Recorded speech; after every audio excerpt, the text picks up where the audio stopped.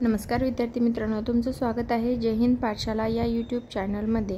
आता आपण ग्रामपंचायतीवरील आयोगाने विचारलेले प्रश्न पाहत आहोत। या अगोदर मी 55 प्रश्न अपलोड केले, जर ते तुम्ही पाहिले नसतील तर पाहून घ्या।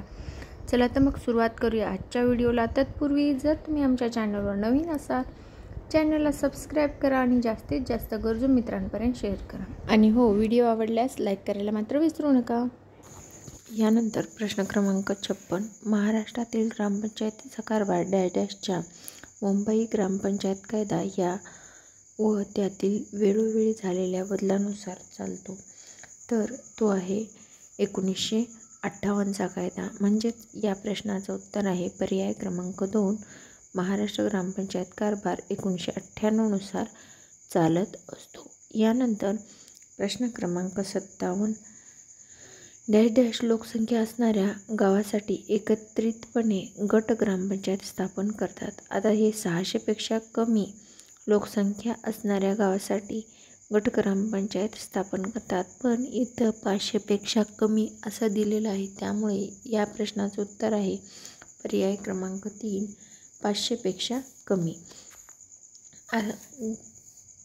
यानंतर प्रश्न क्रमांक 58, ग्रामसभेचे सदस्य होण्याआधी किमान वय काय आहे? आता ग्रामसभेचा सदस्य होण्याचं वय हे मतदाराचं वय आहे, म्हणजेच या प्रश्नाचं उत्तर आहे पर्याय क्रमांक 1, 18 वर्षाचं जेव्हा मतदार करण्यास योग्य होईल तेव्हा ग्रामपंचायतीचा सदस्य होण्यास आपण पात्र असतो। यानंतर प्रश्न क्रमांक 59, ग्रामपंचायतीची तपासणी करण्याचे अधिकार कोणाकडे आहेत? तर ते आहेत महसूल आयुक्तांना। म्हणजेच या प्रश्नाचं उत्तर आहे पर्याय क्रमांक 4। यानंतर प्रश्न क्रमांक 60, भारतातील ग्रामीण स्थानिक शासन संस्थेला काय म्हणतात? आता आपल्याला माहीतच आहे, आपण गावात राहतो, त्यामुळे गावातल्या स्थानिक शासन संस्थेला म्हणजे पंचायत समितीला काय म्हणतात? तर ग्रामपंचायत म्हणतात। म्हणजेच या प्रश्नाचं उत्तर आहे पर्याय क्रमांक 1। यानंतर प्रश्न क्रमांक 61, गावातून गोळा केलेल्या जमीन महसुलीतील किती वाटा ग्रामपंचायतीला मिळतो? तर या अगोदरच्या प्रश्नामध्ये आपण याबद्दल माहिती मिळवलेली आहे, तर तो आहे 30%। म्हणजेच या प्रश्नाचं उत्तर आहे पर्याय क्रमांक 3। यानंतर प्रश्न क्रमांक 62, मुंबई ग्रामपंचायत अधिनियम 1958 अन्वये असलेल्या व्हिलेज फंडाची संपूर्ण जबाबदारी कोणाची असते? आता व्हिलेज फंड म्हणलं की ग्रामपंचायतीचा सचिव येतो, म्हणजेच या प्रश्नाचं उत्तर आहे पर्याय क्रमांक 3, ग्रामपंचायतीचा सदस्य। यानंतर प्रश्न क्रमांक 63, महाराष्ट्र एक वित्तीय वर्षात ग्रामसभेच्या किमान किती बैठका घेणे बंधनकारक आहे? तर ते आहे 6।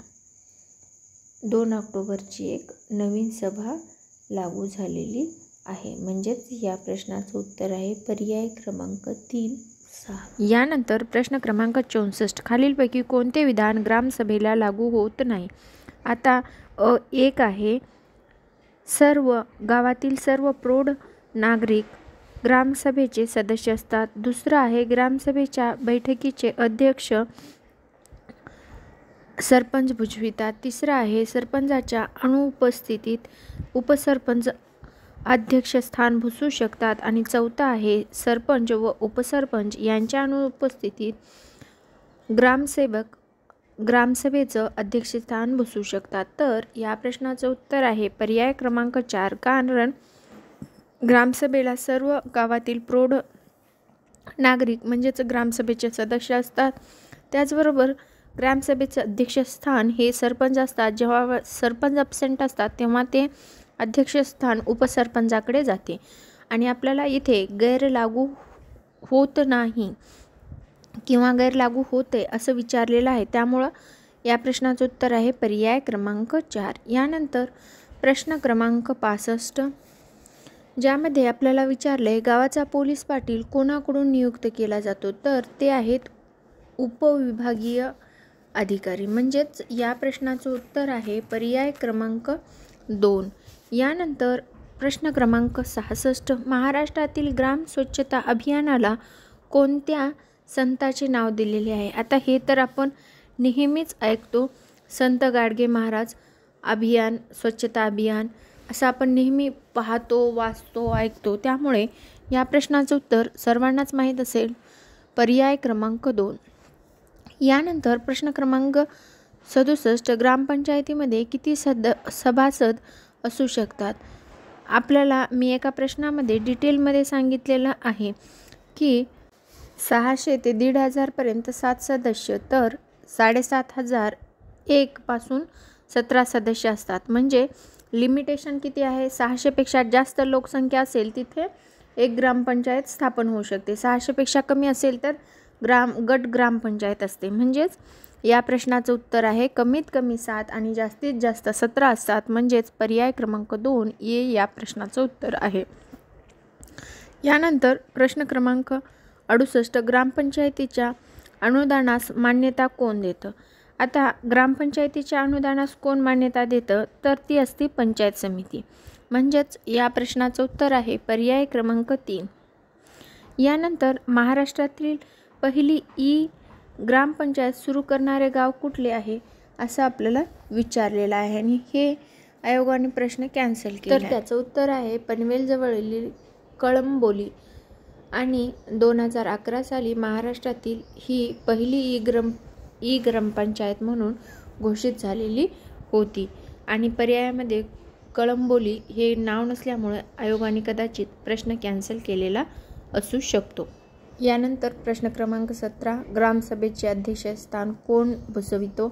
बऱ्याच प्रश्नामध्ये या प्रश्नाचं उत्तर दिले, त्यामुळं परत एकदा सांगते, ग्रामसभेचं अध्यक्षस्थान सरपंच भूषवितात। ज्या वेळा सरपंच ॲब्सेंट असतात त्यावेळेस उपसरपंच हे स्थान भूषवित असतात।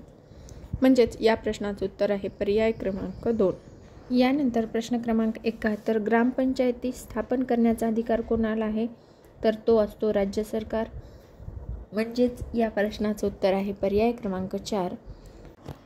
यानंतर प्रश्न क्रमांक 72, ग्रामसेवकाची निवड कोणामार्फत होते?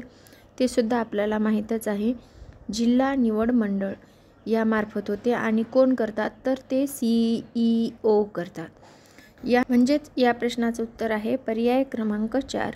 यानंतर प्रश्न क्रमांक 73, सर्व राज्यात ग्रामसभा स्थापन कराव्यात अशी शिफारस कोणत्या समितीने केलेली आहे? तर ती आहे लखपत जैन समिती, जिने सांगितलं की सर्व राज्यांमध्ये ग्रामपंचायत स्थापन करावी। म्हणजेच या प्रश्नाचं उत्तर आहे पर्याय क्रमांक 3। यानंतर प्रश्न क्रमांक 74, ग्रामसेवकाची निवड कोण करते? जिल्हा निवड मंडळ आताच आपण पाहिलेलं आहे। म्हणजेच या प्रश्नाचं उत्तर आहे पर्याय क्रमांक 4। त्यानंतर ग्रामपंचायतीला कर्ज कोण मंजूर करत असतो? प्रश्न क्रमांक 75, तर ते असतात जिल्हा परिषद। म्हणजेच या प्रश्नाचं उत्तर आहे पर्याय क्रमांक 3, ग्रामपंचायतीला कर्ज जिल्हा परिषद मंजूर करत असते। त्यानंतर प्रश्न क्रमांक 76, गावच्या विकासासंबंधी अंतिम निर्णय घेणारी सत्ता कोणती? तर ती आहे ग्रामसभा। म्हणजेच या प्रश्नाचं उत्तर आहे पर्याय क्रमांक 4। यानंतर प्रश्न क्रमांक 77, ग्रामपंचायतीच्या दैनंदिन राजकारभार डॅश पाहतात? तर ते असतात ग्रामसेवक। म्हणजेच या प्रश्नाचं उत्तर सुद्धा पर्याय क्रमांक 2 आहे। यानंतर ग्रामपंचायतीच्या व्हिडिओचा शेवटचा प्रश्न, ज्यामध्ये आपल्याला सरपंच किंवा उपसरपंच यांची एकदा निवड झाल्यानंतर त्या दिवसापासून डॅश कालावधीपर्यंत त्यांच्यावर कोणताही अविश्वास ठराव मांडता येत नाही, तर ते आहेत 12 महिने। म्हणजेच या प्रश्नाचं उत्तर आहे पर्याय क्रमांक 2। आज आता आपण इथेच थांबूया, भेटूया पुढील व्हिडिओमध्ये। व्हिडिओ शेवटपर्यंत पाहिल्याबद्दल धन्यवाद आणि हो, व्हिडिओ आवडल्यास लाईक करा, चॅनलला सबस्क्राईब करा आणि जास्तीत जास्त गरजू मित्रांपर्यंत शेअर करा।